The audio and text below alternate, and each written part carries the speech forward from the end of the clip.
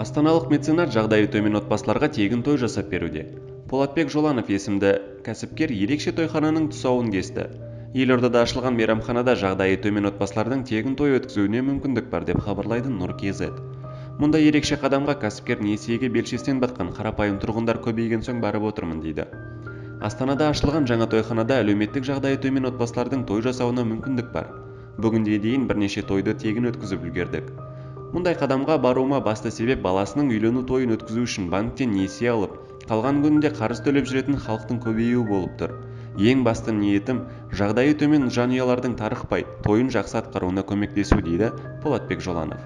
Еске сала кетейік, меценат қоғамдағы қазақ қыздарының бай жігіттерге іздеу салуын қатаң сынға алған болатын. Ол жастарға шынайы махаббат арқылы да бақытты әрі бай болуға мүмкіндік бар екенін түсіндіріп берді. Ал енді біреулер үйлене алмай жүрсе, енді бірі үйлерін ала алмай жүр. Талдықорғанда әлеуметтік тұрғын үй алу үшін 15 жыл бойы кезекте тұрып, әлі де баспанаға ие болмаған көп балалы аналар қала әкіміне алтын алқаларын қайтарып берді. Бүгінде 10 және 12 баласы бар әйелдер бар жоғы 30 шаршы метрді құрайтын кішкентай пәтерлерде тұруға мәжбүр.